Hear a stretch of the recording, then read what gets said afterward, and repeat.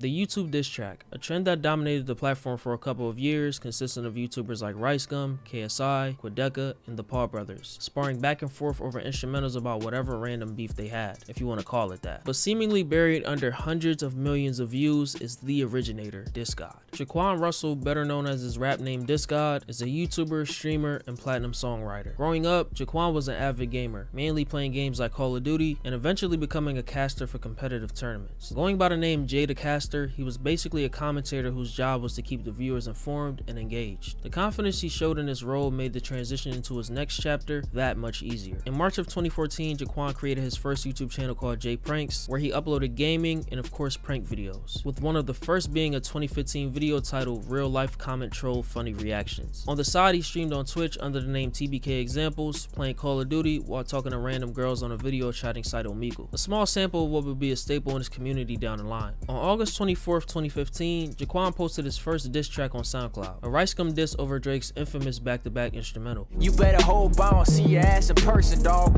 Man, I swear, you was just a dumb nigga. If I see your scrawny ass, you would probably run, nigga. About 3 months later, he created his second YouTube channel going by the name The Diss Rapper, a name that will unintentionally usher in a new era of content on YouTube. His first video was a track aimed at Team Caliber, an OG COD clan from the golden days. This video has over 100,000 views today. This will remain very consistent on YouTube, SoundCloud, and Twitch in 2016, uploading diss tracks directed towards Keemstar, iResi, and several esports affiliates like Optic Crim6. His hard work would eventually pay off, getting the attention of Optic Scump, Nadeshot, and RiceGum. RiceGum is probably the most impactful person in Diss's life as a content creator, strictly based on how much support he gave him on the platform on several occasions. The two would become good friends as a result of this, collaborating in vlogs and streams on Twitch. This was probably the hungriest version of Diss, as he was consistent on all platforms, and you just sensed that he genuinely wanted to succeed. Almost everything Diss had done up to this point was all on his own, but not without a little inspiration from Rice. From how he did his early intros, which involved skits, to prank videos and other IRL content. But one thing that allowed Diss to continue to stand out was of course his diss tracks. He would end off 2016 on a high note, cooking everyone from Steph Curry, Pokemon Go, yeah I know you remember that shit nigga, Donald Trump, Tyga, and the ex-girlfriends of Optic Scump and FaZe Adapt. It would actually take Adapt 4 years to react to this. It's phase up, bitch, the University of Shots, and I heard that you're in college, University of Thoughts. The only thing left is your Twitter and the Insta likes. No money for a car, I think it's time for you to get a bike. So many L's, I swear you're like Meek with it. Can't spell Adrian without putting the D in it, huh? The year 2017 is what I will call the birth of dissgod. Diss always refers to himself as the diss rapper, and rightfully so. He was a rapper that talked shit about people over 808s. But this was the year he became a household name on the internet. Picking up right where he left off the previous year, he also streamed heavily on Twitch, talking to random girls on the website YouNow, while freestyling all the time. On the YouTube side of things, dissgod hopped on a fake 21 Savage trend popularized by the YouTuber Funny Mike. He proceeded to go on a 3-track run where he dissed 21 and 22 Savage while going by the name 23 Savage. After posting a diss track for DNB Nation in March, he wouldn't upload on YouTube until late August, probably just to focus on streaming. Diss returned with a vlog in LA, chilling in the studio with Rice and KSI, and sparking rumors of him being a ghostwriter for both. That same month, he would upload his biggest diss track to date. I'm talking about the Team 10 and Logan Paul diss track. This video received lots of reactions from notable creators like Solomonati, Flight Reacts, and Zeus, sitting at over 12 million views today. They like how you spit heat when you ain't trying to.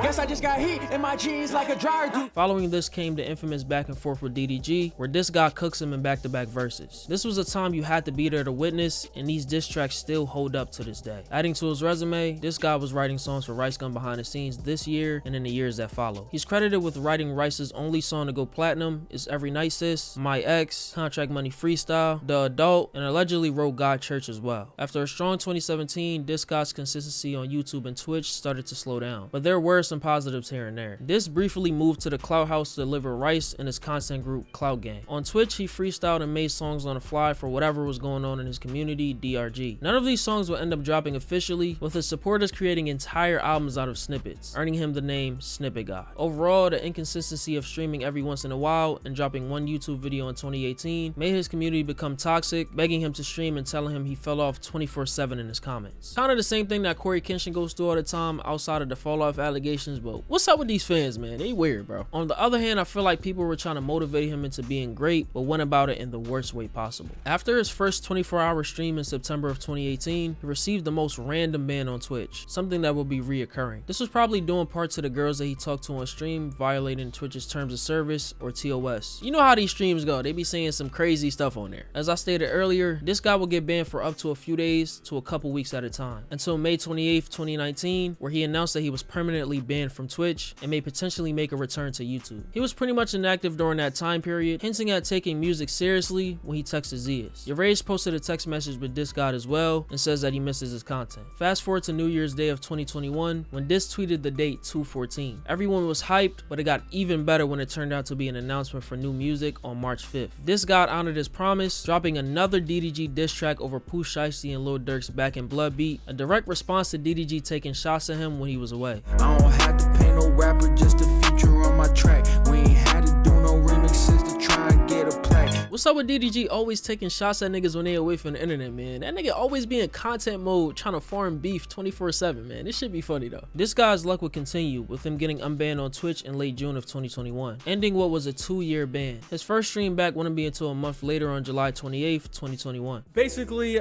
the story is Twitch had banned me for 2 years and they can't stop me because I'm back.